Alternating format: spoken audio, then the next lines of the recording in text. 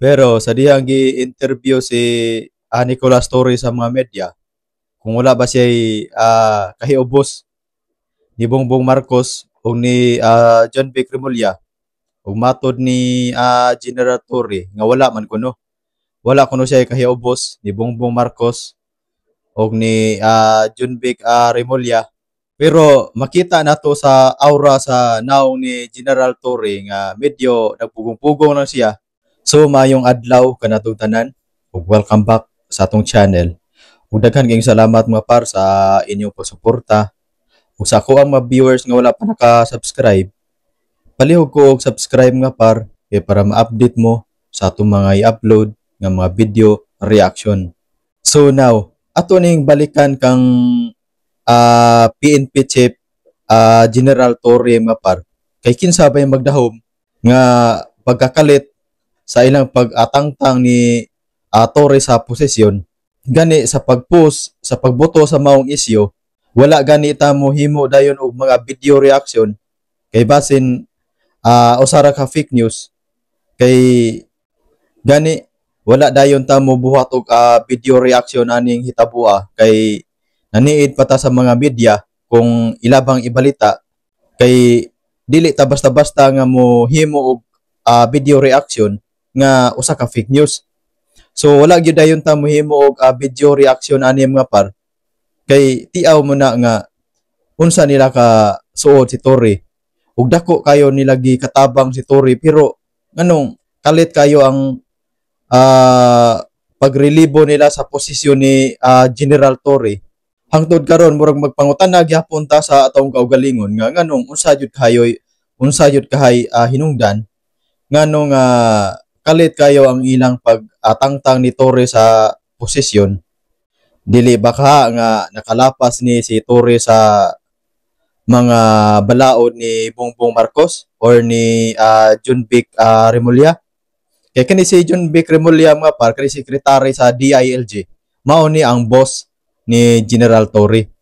Usahay sad good basin siguro nga si Torre ni direct nga to ni Bongbong Marcos basin ni dako na pud ang ni General Torre.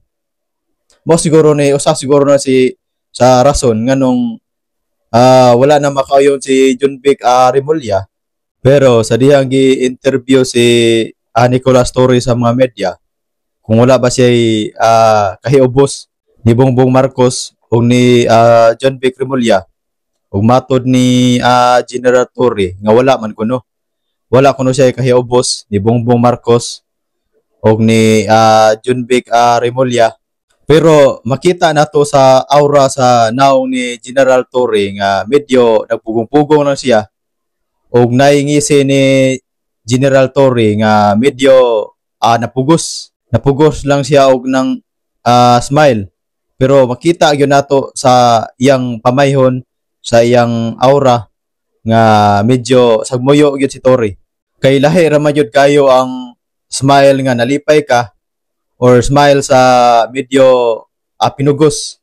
Kibaw man nga si Torre naa gyud ni kahibos sa ilawom sa iyang dughan pero dili lang siya mutugan sa tinuod.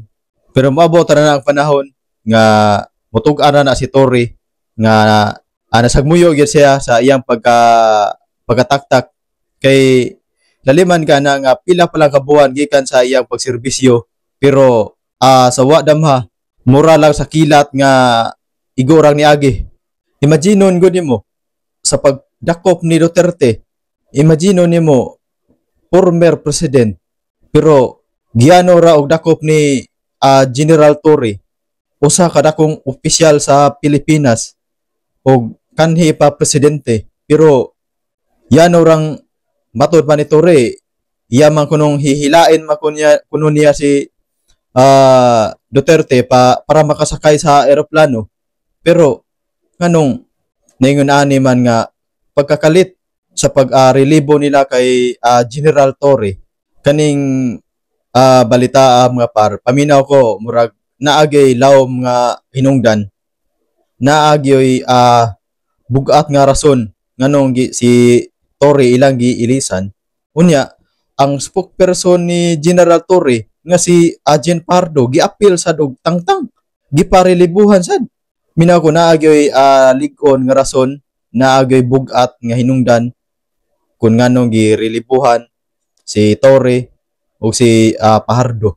Mao nay angay nato untang mahibaw-an mga par kay hangtod karon ang Malacañang wala pa may statement nga asa nila i-assign si Torre. Laliman kana nga katong pagdakop lang daan ni Duterte o pagdakop ni Kibuloy. Kato kang Duterte lang daan. Dakong opisyal sa Pilipinas kanhi presidente. Pero giyano raman gani ni Torre. Pero karon nganong giyano raman si nila og taktak si Torre. Ako mga par o para sa kuha lang prangka lang nga pagkaistorya sa gibuhat ni Torre, wala jud ko nauyon ato nga ilang ginakop si Duterte nga wala moagi og due process ug walay klaro nga warrant of arrest nga ilang dakpon para ilang i-turn over nga to sa ICC. Kato pagkadakopan nila ni Duterte gud usa man to kadakong illegal. Pero nganong nahimo man gani nila? Nahimo man gani ni General Torre? Gibuhis ni Torre ang iyahang seguridad. Gibuhis ni Torre ang iyahang personality. Pero karon sama karon nga iyano man siya o kanang relibo. Mao na nga naagi bugat nga hinungdan ani mga par nagi lalom. Nagi lawom gyud nga hinungdan nganong si Torre giilisan. So daghan kayong salamat mga par sa inyong pagsuporta o sa ako ang mga viewers nga wala pa naka-subscribe. Paki-subscribe naman mga par para palagi po kayo updated sa mga video reaction natin.